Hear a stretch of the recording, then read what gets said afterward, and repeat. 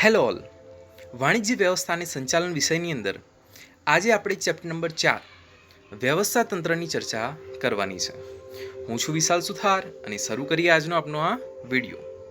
આ પહેલાં આપણે એ જોઈ લઈએ કે આ વિડીયોની અંદર આપણે શું શીખીશું. આપણો પહેલો વિડીયો હોવાથી આપણે વ્યવસ્થા તંત્ર વિષયની અંદર આપણે વધારે ઊંડા નહીં જઈએ, બરાબર છે. માત્ર એની અર્થ વ્યાખ્યા, બરાબર છે, અને ખ્યાલ વિશે આપણે જોઈશું, બરાબર છે. તો શરૂ કરીએ વ્યવસ્થા તંત્રનો સફર. વ્યવસ્થા તંત્ર એને આપણે પહેલાં સમજીએ, પરંતુ આ પહેલાં તમે આયોજનને સમજ્યા. આયોજન દ્વારા એકમના ધ્યેય સુનિશ્ચિત કરવામાં આવે છે. આયોજન દ્વારા તમે એકમના જે ગોલ છે એ ડિસાઇડ કરશો કે આપણા ગોલ આ રીતે છે, પ્લાનિંગ એ રીતે તમે કરશો.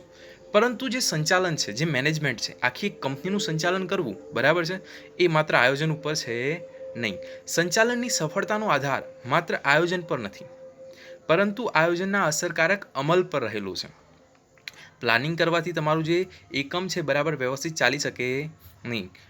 ક્યારે વ્યવસ્થિત ચાલે કે જ્યારે જે પ્રમાણે પ્લાનિંગ બનાવ્યું છે, આયોજન જે પ્રમાણે કર્યું છે એ પ્રમાણે બધા કામ થાય ત્યારે. તો આયોજનનો અસરકારક અમલ કેવી રીતે થઈ શકે? તો સંચાલનના જે બીજા કાર્યો છે એના આધારે તમે એનો અમલ જે છે અસરકારક કરાવી શકો. જોઈએ આગળ તો વધારે ખ્યાલ આવશે. આયોજનના અસરકારક અમલ અને ધ્યેયની સિદ્ધિ માટે જે વહીવટી માળખું જે રચવામાં આવે છે તેને વ્યવસ્થા તંત્ર કહેવામાં આવે છે. વિદ્યાર્થી મિત્રો, વ્યવસ્થા તંત્રને આપણે સમજવાનું છે. તો વ્યવસ્થા તંત્ર એટલે શું? તો વ્યવસ્થા તંત્ર એટલે એક વહીવટી માળખું જે આપણા આયોજનને બરાબર છે સુવ્યવસ્થિત ચલાવશે. વહીવટી માળખું એટલે શું? તો માની લો કે એક જનરલ મેનેજર છે. જનરલ મેનેજર નીચે 4 મેનેજર છે. 4 મેનેજર કયા કયા? તો એક ખરીદ વિભાગનો, વેચાણ વિભાગનો, વહીવટી વિભાગનો, ઉત્પાદન વિભાગનો, બરાબર છે. એ ઉત્પાદન વિભાગના જે મેનેજર છે એના નીચે કેટલા કર્મચારીઓ છે, કેટલા કામદારો છે, કેટલા ફોરમેન છે, બરાબર છે. એ બધું જે છે એ આપણે નક્કી કરીશું. એ નક્કી કરવું, એ આખું માળખું રચવું, વહીવટી માળખું જેને કહેવા છે, એ આપણું વ્યવસ્થા તંત્ર છે. ઓકે, થોડો ઘણો ખ્યાલ આવ્યો હશે વ્યવસ્થા તંત્ર વિશે. આગળ જોઈએ તો વધારે ખ્યાલ આવશે. જ્યારે સમાન ધ્યેયની સિદ્ધિ માટે એક કરતાં વધુ વ્યક્તિઓ કામ કરતા હોય ત્યારે એકમમાં અસરકારક વ્યવસ્થા તંત્રની આવશ્યકતા રહે છે. વિદ્યાર્થી મિત્રો, બધા જે વ્યક્તિઓ છે, દરેક કામદાર, દરેક કર્મચારી, દરેક મેનેજર, બરાબર છે, શું એક જ ધ્યેયની સિદ્ધિ માટે કામ કરતા હોય છે. શની? કે એકમનો વિકાસ, બરાબર છે. તો એકમના વિકાસ માટે, એકમને મહત્તમ નફો મળી શકે એ માટે એક જ ધ્યેય માટે કામ કરતા વ્યક્તિઓ જ્યાં એકમમાં કામ કરતા હોય ત્યાં એક વ્યવસ્થા તંત્રની રચના કરવી પડે છે. આ વ્યવસ્થા તંત્ર છે શું? તો આ ચેપ્ટરની અંદર આપણે શીખીશું. વાત કરીએ એકમની ધ્યેયની જે સિદ્ધિ જે છે અને એક કાર્યની સફળતાનો આધાર એકમના કર્મચારીઓની વચ્ચે કાર્યની સ્પષ્ટ વહેંચણી, સત્તાને જવાબદારીનું વિભાજન અને સત્તાની સોંપણી જેવી બાબત પર રહેલું છે. વિદ્યાર્થી મિત્રો, કોઈ પણ એકમ છે, માની લો કે તમારી પોતાની કંપની છે. હવે તમારી પોતાની કંપનીને તમારે ચલાવવી છે તો શું કરવું પડશે? તમે એક મલ્ટીનેશનલ કંપની લઈને બેઠા છો અને દરેક કામ તમે જાતે કરવાનું સ્વીકારશો તો કરી શકશો? ના, બિલકુલ નહીં. તો તમે કોઈ એક કામ પર ફોકસ કરશો તો બીજું કામ જે છે એ તમારું રહી જશે, બરાબર છે. તો એવી જ રીતે તમારે જો આખા એકમનું કાર્યભાર સંભાળવું હોય તો એ પોસિબલ છે નહીં. તો એના માટે શું કરવું પડે? તો તમારા જે કર્મચારીઓ છે એમના વચ્ચે કાર્યની સ્પષ્ટ વહેંચણી કરવી પડે. એમને એ કાર્ય કરવા માટે કેટલીક સત્તા આપવી પડે. એમની જવાબદારી નિશ્ચિત કરવી પડે. તો સત્તાની જવાબદારીનું વિભાજન સાથે સાથે સત્તા સોંપણી જેવી બાબતો, બરાબર છે, એ આ વ્યવસ્થા તંત્રની વિશિષ્ટ બાબત છે. વ્યવસ્થા તંત્ર એટલે શું? તો આ બધા વચ્ચે સત્તાને જવાબદારીની સોંપણી કરવી એ વ્યવસ્થા તંત્ર. દરેક કર્મચારીનું તમે કામ નિશ્ચિત કરશો કે ખરીદ વિભાગ છે તો ખરીદ વિભાગના જે મેનેજર છે એની જવાબદારી કેવી? તો આ વસ્તુ ખરીદવાની, બરાબર છે. કોઈ પણ વિભાગની અંદર કોઈ પણ વસ્તુ જોઈએ છે, બરાબર છે, તે પણ ખરીદવાની. રો મટીરિયલ છે તો રો મટીરિયલ ખરીદવાની. વેચાણ વિભાગની જવાબદારીની સત્તા કઈ? તો વેચાણ વિભાગ જે છે એ ઉત્પાદિત થયેલો જે માલ સામાન છે એ એમની રીતે વેચશે. કઈ કઈ જગ્યાએ? તો એ રીતે પ્લાન કરશે. એમને સત્તાની જવાબદારી આપી છે. કાર્યની વહેંચણી થઈ ગઈ છે. ઉત્પાદન વિભાગનું કાર્ય કયું છે? તો આ પ્રકારનું ઉત્પાદન કરવું, વગેરે વગેરે બાબતો જે છે એ આપણે કાર્યની સ્પષ્ટ વહેંચણી કરી આપીશું, બરાબર છે. ત્યારે જઈને એકમની ધ્યેય સિદ્ધિ અને કાર્યની સફળતા ત્યારે આપણને થઈ શકશે. સંચાલનની વાત કરીએ તો સંચાલનની પ્રક્રિયામાં જે હેતુઓ સુનિશ્ચિત થાય છે તેને વિધિસર રીતે અમલમાં મૂકવા માટે વ્યવસ્થાતંત્ર અનિવાર્ય છે. આ અગાઉ મેં તમને વાત કરી કે જ્યારે પણ તમારા હેતુઓ, તમારા જે ગોલ છે, તમારા જે ધ્યેય છે, એને તમારે હાંસલ કરવા છે તો એક પદ્ધતિસર, એક વિધિસર રીતે કેટલો કાર્યક્રમ અમલમાં મૂકવો પડે. આ પછી આ થશે, આ પછી આ થશે. અને એ કોણ કરશે? તો એ કોણ કરશે એનો જવાબ તમને વ્યવસ્થાતંત્રમાંથી મળશે. જેમ કે સીઈઓનું કામ નિશ્ચિત હોય, બરાબર છે. પછી મધ્ય સપાટીની અંદર તમે જોશો તો અલગ અલગ પ્રકારના જે મેનેજર છે એમનું કામ નિશ્ચિત હશે, બરાબર છે. એના નીચે તળ સપાટીની અંદર જોશો તો અલગ અલગ પ્રકારના ફોરમેન છે, જોબરો છે, એમનું કામ નિશ્ચિત હશે. તો આ જે બધા મેં તમને જે નામ લીધા એ એક વ્યવસ્થાતંત્ર છે. તો આને અમલમાં મૂકવા માટે વ્યવસ્થાતંત્ર અનિવાર્ય છે. આગળ જોઈશું તો વધારે ખ્યાલ આવશે. તેથી જ કહેવાય છે કે સંચાલન એ ધંધાકીય એકમના સાહસનું મગજ છે. તમારી જે કંપની છે એ કંપનીમાં મગજનું કામ કોણ કરે છે? વિદ્યાર્થી મિત્રો સમજજો, આખી એક કંપની છે, એક કંપનીની અંદર મગજ કહી શકાય, બરાબર છે. જે બ્રેઇન છે એ કોણ છે? તો એ છે સંચાલન, મેનેજમેન્ટ. મેનેજમેન્ટ જ બધું ચલાવે છે ને. તમારું આખું બોડી જે છે એ મગજ ચલાવે છે. જેમ આખી જે કંપની છે એ કંપનીની બોડી એ કોણ ચલાવે છે? તો એક સંચાલન, એક મેનેજમેન્ટ ચલાવે છે. પણ હા, એ મેનેજમેન્ટની અંદર આયોજન પ્રાણ છે. આયોજન ના હોય, શરીરની અંદર પ્રાણ જે નથી, તો એ શરીર કંઈ કામનું ના. તો એ કંપનીની અંદર, એ ઓર્ગેનાઇઝેશનની અંદર જે આયોજન છે એ પ્રાણ સમાન છે. અને જે વ્યવસ્થાતંત્ર છે, સમજો વિદ્યાર્થી મિત્રો, જે વ્યવસ્થાતંત્ર છે એનું કામ કેવું છે? શરીર જેવું છે. સમજાયું? આયોજન એ પ્રાણ છે, આયોજન જરૂરી છે, પણ સાથે સાથે શરીર પણ જરૂરી છે. તો વ્યવસ્થાતંત્રને શરીર સાથે અહીંયા સરખાવવામાં આવ્યું છે. વિદ્યાર્થી મિત્રો, તમને આ 1 માર્ક્સમાં પણ પૂછાઈ શકે. વ્યવસ્થાતંત્રને કોની સાથે સરખાવવામાં આવ્યું છે? શરીર સાથે. સંચાલન એ ધંધાકીય એકમનું સાહસનું મગજ છે, તો વ્યવસ્થાતંત્ર શરીર છે. ઓકે, તો થોડો ઘણો ખ્યાલ આવ્યો હશે કે વ્યવસ્થાતંત્રનું કામ કેવું છે? શરીર જેવું છે. એની વ્યાખ્યા જોઈએ તો વધારે ખ્યાલ આવે. એનો અર્થ જોઈએ. સામાન્ય શબ્દોની અંદર કહીએ તો વ્યવસ્થાતંત્ર એટલે શું? વ્યવસ્થાતંત્ર એટલે સમાન ધ્યેય સિદ્ધ કરવા પ્રવૃત્ત થયેલ વ્યક્તિઓ વચ્ચે સત્તાને જવાબદારીની વહેંચણી કરતું માળખું એટલે વ્યવસ્થાતંત્ર. જો વિદ્યાર્થી મિત્રો, સમાન ધ્યેયની સિદ્ધિ માટે પ્રવૃત્ત થયેલા જે વ્યક્તિઓ છે, જે ભેગા થયેલા જે વ્યક્તિઓ, કર્મચારીથી માંડીને સીઈઓ સુધી એક જ હેતુ માટે, એક જ ધ્યેય માટે કામ કરતા હોય છે, બરાબર છે. એ વ્યક્તિઓ વચ્ચે સત્તાને જવાબદારીની વહેંચણી કરતું જે માળખું છે એટલે વ્યવસ્થાતંત્ર. સિમ્પલ સાદી ભાષામાં તમે આવી રીતે વ્યવસ્થાતંત્રને વર્ણવી શકો. પણ હા, કોઈ નિષ્ણાંતની વ્યાખ્યા લઈએ તો વધારે સ્પષ્ટતા આવે. તો અહીંયા એક નિષ્ણાંતે વ્યાખ્યા આપી છે જેમનું નામ છે ચેસ્ટર આઈ બર્નાર્ડ. નામ શું છે? ચેસ્ટર આઈ બર્નાર્ડ. અને વિદ્યાર્થી મિત્રો વાતને નોટ કરજો, કારણ કે મેં અહીંયા અંડરલાઇન કરી છે. તમને આ 1 માર્ક્સમાં પૂછાઈ શકે, ચેસ્ટર આઈ બર્નાર્ડની વ્યાખ્યા જણાવો. વ્યવસ્થાતંત્રની ચેસ્ટર આઈ બર્નાર્ડની વ્યાખ્યા શું છે? તો એ જણાવે છે કે 2 કે તેથી વધુ વ્યક્તિઓ, શું? 2 કે તેથી વધુ વ્યક્તિઓના સહકાર દ્વારા થતી પ્રવૃત્તિ એટલે વ્યવસ્થાતંત્ર. 2 કે તેથી વધુ વ્યક્તિઓના સહકાર દ્વારા જે પ્રવૃત્તિ થાય છે એને આપણે વ્યવસ્થાતંત્ર કહીએ છીએ. બહુ સિમ્પલ, સાદી અને સરળ વ્યાખ્યા છે કે જે ચેસ્ટર આઈ બર્નાર્ડે જણાવી છે કે એકમની અંદર 2 કરતાં વધુ વ્યક્તિઓ ભેગા થાય છે, બરાબર છે, અને એ કોઈ સમાન ધ્યેય માટે કામ કરતા હોય, બરાબર છે, એ જે પ્રવૃત્તિ થતી હોય એને આપણે વ્યવસ્થાતંત્ર કહીશું. આનાથી સરસ વ્યાખ્યા આપી છે લુઈસ એલને. લુઈસ એલના જણાવ્યા અનુસાર વ્યવસ્થાતંત્રને વધારે સ્પષ્ટતાથી અમને સમજાવી છે કે વ્યવસ્થાતંત્ર એવી પ્રક્રિયા છે, વિદ્યાર્થી મિત્રો, કેવી પ્રક્રિયા છે?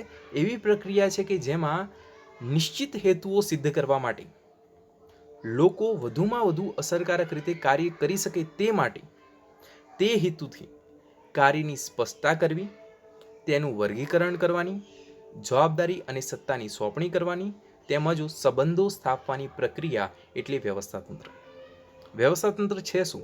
તો લુઈસ એલને બહુ સરસ રીતે તમને સમજાવ્યું છે કે વ્યવસ્થાતંત્ર શું છે. તો તમારા એકમની અંદર હેતુઓ સિદ્ધ કરવા માટે, તમારા ગોલ છે, બરાબર છે, એ એચીવ કરવા માટે, તમારા જે ગોલ છે એ સમયસર પૂરા કરવા માટે લોકો જે કર્મચારીઓ છે, કામદારો છે, એને લોકો કીધું છે, જે લોકો વધુમાં વધુ અસરકારક રીતે કામ કરી શકે એ માટે એ હેતુથી કાર્યની સ્પષ્ટતા કરવાની, એનું વર્ગીકરણ કરવાની, એ બધા વ્યક્તિઓ વચ્ચે જે કામ કરી શકે એ માટે અમુક વ્યક્તિઓને જવાબદારી અને સત્તાની સોંપણી કરવાની અને એ બંને વચ્ચે સંબંધો સ્થાપવાની પ્રક્રિયા એટલે વ્યવસ્થાતંત્ર.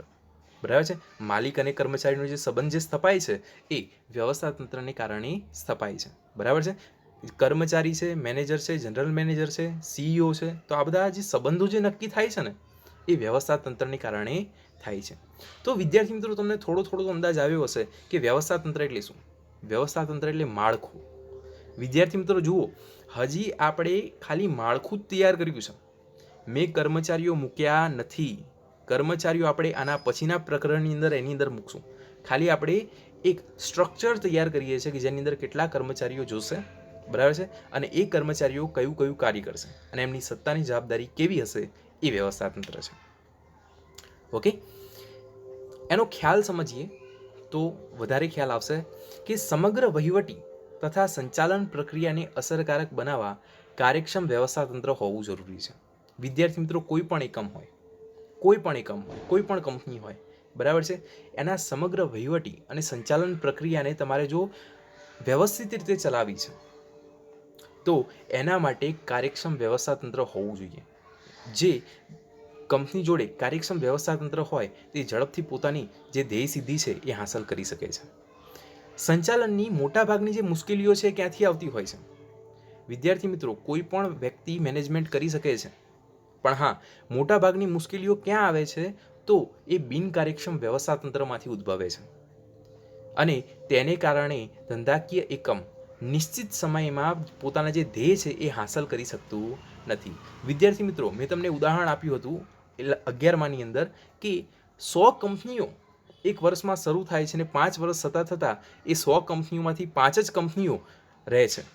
બરાબર છે. તો એવું કેમ થાય છે કે 95 જે કંપનીઓ છે, બરાબર છે, જે 95 કંપનીઓ પહેલાં 5 વર્ષની અંદર સક્સેસ જતી નથી, બંધ થઈ જાય છે.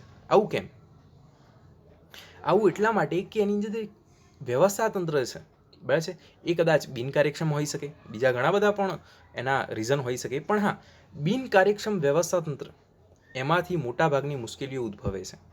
જો તમે વ્યવસ્થાતંત્ર વ્યવસ્થિત નથી બનાવ્યું તો તમે આગળ વધી શકતા નથી. એટલે કે આ ચેપ્ટર અગત્યનું છે. વિદ્યાર્થી મિત્રો, પ્રેક્ટિકલ વિચારજો. બરાબર છે. તમારે તમારી એકમનું સંચાલન કરવું હોય તો શું કરવું પડે? તો આપણે આ 5 કાર્યો તો કરવા જ પડશે. આયોજન સમજી ચૂક્યા છીએ, વ્યવસ્થાતંત્ર સમજવાનું છે. તો વ્યવસ્થાતંત્ર જો તમારું બિનકાર્યક્ષમ હોય તો તમે આગળ વધી શકતા નથી. ધ્યેય સિદ્ધિ જે છે એ તમને ઝડપથી મળતી નથી, સમય લાગશે. જેથી જ જો ધંધાકીય એકમ પાસે યોગ્ય અને અસરકારક વ્યવસ્થાતંત્ર હોય તો સાધનોનો ઇષ્ટતમ ઉપયોગ દ્વારા સમય, શક્તિ અને નાણાંની બચત કરી શકાય છે અને એકમની પ્રવૃત્તિઓ વચ્ચે જે વિસંગતતાઓ જે ઉદ્ભવે છે એને નિવારી શકાય છે. વિદ્યાર્થી મિત્રો, તમારે તમારા એકમને જો સ્મૂથલી ચલાવવું છે, બરાબર છે, તમારા એકમને નિર્વિઘ્ને ચલાવવું છે તો તમારે એનું જે વ્યવસ્થાતંત્ર છે એ યોગ્ય અને અસરકારક ગોઠવવી પડશે. જેના થકી તમે સાધનોનો સારો ઉપયોગ કરી શકશો, જેથી સમય, શક્તિ અને નાણાંની બચત થશે અને અલગ અલગ જે પ્રવૃત્તિઓ વચ્ચે જે વિસંગતતાઓ હશે, જે તકલીફ હશે, બરાબર છે, એ તમે નિવારી શકશો. ઓકે, આમ જોવા જાઓ તો વ્યવસ્થાતંત્રને પ્રબંધ પણ કહેવામાં આવે છે. જુઓ, પાછી મેં અહીંયા અંડરલાઇન કરી છે. એનો મતલબ આ પ્રશ્ન પણ પૂછાય છે. તમને 2 માર્ક્સમાં પ્રશ્ન પૂછાઈ શકે કે વ્યવસ્થાતંત્રને પ્રબંધ કેમ કહેવામાં આવે છે, અથવા તો વ્યવસ્થાતંત્રને પ્રબંધ કહેવામાં આવે છે, સમજાવો. તો વ્યવસ્થાતંત્રનો જે ખ્યાલ છે એ મૂળભૂત રીતે સમૂહ સાથે સંકળાયેલો છે. આપણે આગળ જોયું હતું ને વ્યાખ્યાઓમાં, બરાબર છે, સમૂહ સાથે સંકળાયેલો છે આ ખ્યાલ. જ્યાં એક કરતાં વધુ વ્યક્તિઓ સામૂહિક રીતે કાર્ય કરે, તે કાર્યને અસરકારક રીતે પાર પાડવું હોય, એ કાર્યને જો વ્યવસ્થિત રીતે કરવું હોય, એ કાર્યને અસરકારક રીતે પાર પાડવા માટે માળખું જે રચવામાં આવે છે એ વ્યવસ્થાતંત્ર છે. તેથી તેને પ્રબંધ પણ કહેવામાં આવે છે. એમ કહે છે ને, આનો પ્રબંધ કર્યો, બરાબર છે, એટલે વ્યવસ્થા કરી, બરાબર છે, એટલે વ્યવસ્થાતંત્ર. તો વ્યવસ્થાતંત્ર એટલે શું? પ્રબંધ. અને વ્યવસ્થાતંત્રને પ્રબંધ કેમ કહેવામાં આવે છે? કારણ કે આ સામૂહિક પ્રવૃત્તિ છે. જ્યાં એક કરતાં વધુ વ્યક્તિઓ બરાબર છે ભેગા મળીને કામ કરતા હોય છે, એટલે એને પ્રબંધ કહેવામાં આવે છે. વ્યવસ્થા તંત્રની અંદર કોઈ સમાન ધ્યેયની પ્રાપ્તિ માટે એકત્રિત થયેલા લોકો વચ્ચે સત્તાને જવાબદારીની વહેંચણી કરી એ વ્યક્તિઓ વચ્ચે સંબંધ સ્થાપિત કરવામાં આવે છે. જો વિદ્યાર્થી મિત્રો વ્યવસ્થા તંત્રમાં શું કરવામાં આવે છે, તો વ્યવસ્થા તંત્રની અંદર સમાન ધ્યેયની પ્રાપ્તિ માટે એકત્રિત થયેલા જે લોકો છે એમના વચ્ચે આપણે સત્તાની જવાબદારી વહેંચીશું. જનરલ મેનેજરની સત્તા અલગ હશે, મેનેજરની સત્તા અલગ હશે, કર્મચારીઓની સત્તા અલગ હશે, એવી જ રીતે બધાની જવાબદારીઓ પણ અલગ અલગ હશે. તો આ બધા વચ્ચે સત્તાની જવાબદારી જે વહેંચણી કરીશું, એમની વચ્ચે સંબંધ સ્થાપિત કરીશું, એ જે કાર્ય છે એ વ્યવસ્થા તંત્ર છે. તો માનું છું ત્યાં સુધી તમને વ્યવસ્થા તંત્રનો ખ્યાલ આવ્યો હશે. થોડું થોડું તો સમજ્યા હશો કે વ્યવસ્થા તંત્ર એટલે શું. સિમ્પલ ભાષામાં કહું તો વ્યવસ્થા તંત્ર એટલે માળખું, એક સ્ટ્રક્ચર, બરાબર છે, જેની અંદર કર્મચારીઓ હમણાં મૂક્યા નથી. કર્મચારીઓ આ પછીના પ્રકરણની અંદર આપણે મૂકીશું, બરાબર છે. કેવી રીતે ભરતી કરવાની છે, બરાબર છે, બધી જે આપણે કામ જે છે એ અહીંયા જ શીખવાનું છે. એક કંપનીને કેવી રીતે ચલાવવું, વિદ્યાર્થી મિત્રો, એક કંપનીને કેવી રીતે ચલાવવી છે, શરૂઆતથી આપણે ABCDથી સમજી રહ્યા છે, બરાબર છે, પ્રેક્ટિકલ, બરાબર છે, વ્યૂ પોઈન્ટથી, બરાબર છે, તમે આને સમજજો. તો જે માટે જે વ્યવસ્થા તંત્ર છે ને એના માટે માનવ શરીર એક ઉત્તમ ઉદાહરણ છે. આગળ પણ આપણે ચર્ચા કરી. વિદ્યાર્થી મિત્રો, જે શરીર છે વ્યવસ્થા તંત્રનું એક ઉત્તમ ઉદાહરણ છે. માનવીના જે શરીરના જે જુદા જુદા જે અંગો છે, બરાબર છે, માનવીના જે શરીરના જે જુદા જુદા અંગો છે, તેમ છતાં એ બધા જે અંગો છે એકબીજા સાથે સંકલિત છે. આખી જે બોડી છે, હાથ તમારા અલગ છે, પગ તમારા અલગ છે, બધાનું કાર્ય અલગ છે. હાથનું કાર્ય અલગ છે, પગનું કાર્ય અલગ છે, બરાબર છે. તો એવી જ રીતે વ્યવસ્થા તંત્રમાં પણ અલગ અલગ જુદા જુદા વિભાગો છે, પણ હા, એ દરેક વિભાગનું કામ અલગ અલગ હોવા છતાં એકબીજા સાથે સંકલિત હોય છે. આ જે છે એ વ્યવસ્થા તંત્ર છે, બરાબર છે. આનો ખ્યાલ તમને આવ્યો હશે, બરાબર છે, એવું હું માનું છું. જો થોડી ઘણી સમજ પડી છે અને આપણે એને વધારે ડીપમાં જોવું છે તો એની જે લાક્ષણિકતાઓ છે એ સમજવી પડે, અને લાક્ષણિકતા આપણે નેક્સ્ટ વિડીયોમાં સમજીશું, બરાબર છે. આ વિડીયો માટે આટલું જ. મળીશું લક્ષણો સાથે નેક્સ્ટ વિડીયોમાં.